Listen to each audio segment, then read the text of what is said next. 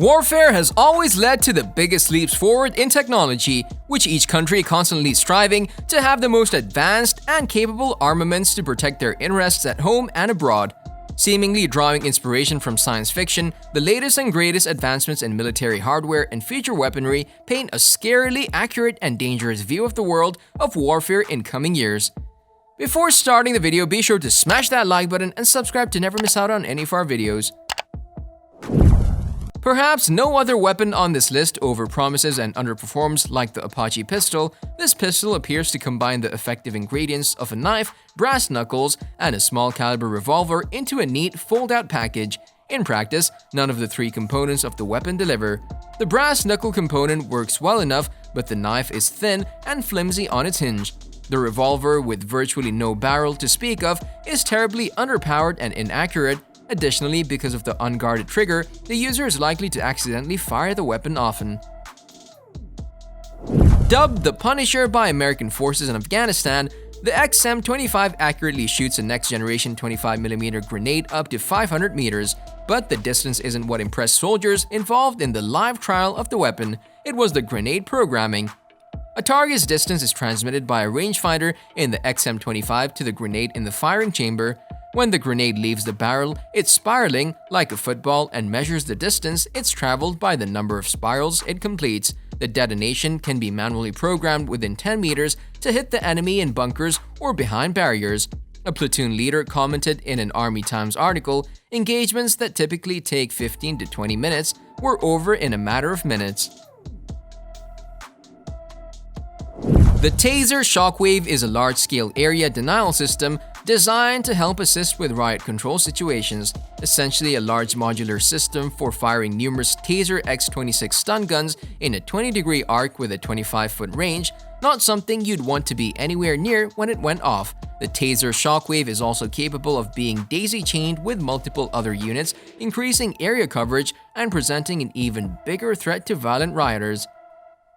A shocking piece of riot control weaponry for sure, tasers are intended to be non-lethal, assuming the taser is properly used, is functioning normally, and the victim is reasonably healthy. At least 999 by 1,000 people survived getting tasered, with some estimates being as high as 999,999 out of 100,000. It's estimated that about 50 people do die from tasers annually in the USA, although these deaths are frequently accidental and might involve a unique scenario that caused the death. The Soviet Union was also very interested in harnessing animals for warfare. The killer animal in this instance were dolphins. The project, developed in the 1960s, aimed to train dolphins to search for submerged warheads or other items, according to the Sevastopol State Oceanarium. But Russia isn't the only country training dolphins for war. The United States has its own dolphin training program, though the adorable marine mammals are not trained to carry weapons or kill people because they'd have trouble distinguishing between enemies and friendly soldiers. According to the website for the US program, in 1991, after the fall of the Soviet Union, the dolphin unit was sent to the Crimean Peninsula from a base in the Russian Pacific area. There, the dolphins were trained to kill enemy frogmen using harpoons mounted on their backs. They would also swim at enemy ships in suicide attacks while carrying explosive sea mines, as they were able to distinguish between Russian and American submarines by the sounds their propulsion systems make underwater. The highly trained killer dolphins were moved from the Black Sea to the Persian Gulf after Iran purchased them for reasons unknown. According to the Russian newspaper, Zurid's work, which supposedly continued in Iran after the 2000 sale, was sold for a military nature. Depending on the types of dolphins used by Zurid, the original animals could still be alive, as dolphins have a lifespan of 50 years or more. He could also have trained more killer dolphins for use against Western shipping. While the United States protested the sales of arms, or in this case, killer dolphins, to Iran, Zurid cared only about his dolphins. "I'm prepared to go to Allah or even to the devil, as long as my animals will be okay there," he said. The product of a long string of modifications to the 22-year-old M24 sniper rifle, the XM-2010 is designed specifically to be effective in high-altitude, long-distance fighting in Afghanistan. To provide quiet, pinpoint accuracy at up to 1,200 meters, the XM-2010 carries more gunpowder in the bullets it fires, has a flash suppressor, sound suppressor, and a thermal sleeve to hide the warm barrel from FLIR. When US snipers graduate from the 5-week school at Fort Benning, GA, they're capable of hitting a man-sized target 9 out of 10 times at 600 meters over a third of a mile away. The Personnel Halting and Stimulation Response Phaser Rifle is a handheld laser array called a Dazzler, capable of blinding and disorienting anyone caught in its sights. This weapon won't kill you, it will just blind you with its bedazzling laser beam. While weapons to cause blindness were sagely restricted by the 1995 United Nations Protocol on Blinding Laser Weapons, a ruling the US didn't agree to until 2009, the phaser causes only temporary blindness, thus escaping the ban. Dazzlers were originally mounted devices to US soldiers' rifles as a non-lethal way to halt Iraqis who failed to stop at checkpoints. The phaser uses a green laser array to calculate its target's distance and ensure its non-blinding intensity. The phaser, or Personnel Halting and Stimulation Response Rifle, is essentially the equivalent of a gazillion laser pointers aimed at the eyes, designed to lead to only temporary blindness. The goal is to blind criminals or others who mean harm for long enough that they can be apprehended.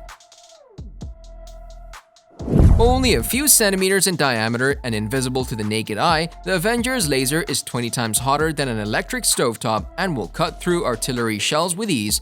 The Avenger was designed with the hope of effectively detonating the improvised explosive devices (IEDs) that inflict more damage on American forces than any other weapon. Current disposal methods involve a version of the Mars robot that insurgents will bomb to take out of action. The Avenger is also being tested to take down aerial vehicles. While dogs are routinely used in war for tasks like bomb sniffing, the military has also taken inspiration from Fido to build robots.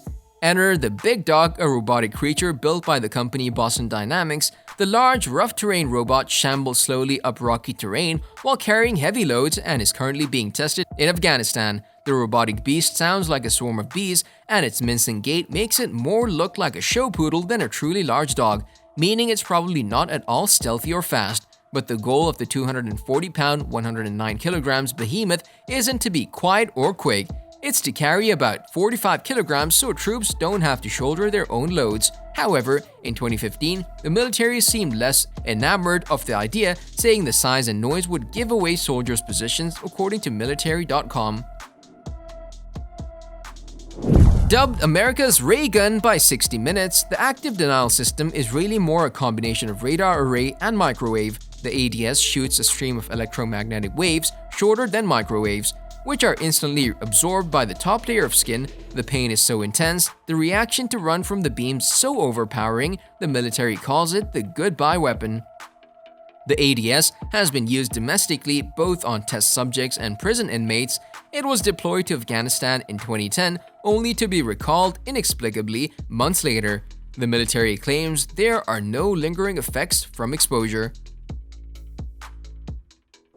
The Reaper has been around for over 10 years but was used largely for intelligence and reconnaissance until recently. Today, squadrons of F-16s are being transitioned into fully unmanned drone fleets. The Reaper is the largest of the UAVs in the US arsenal with a wingspan of 84 feet, a takeoff weight of 7,000 pounds, a payload capacity of 3,000 pounds, and a flight time of 36 hours. The drone climbs up to 52,000 feet and reads a license plate from over 2 miles away, capable of carrying 500-pound bombs, air-to-ground, and air-to-air missiles. The UAV fleet is poised to perform the lion's share of American air support as of March 2011. The Air Force has more personnel training to operate its burgeoning drone fleet than for any other weapon system in its arsenal.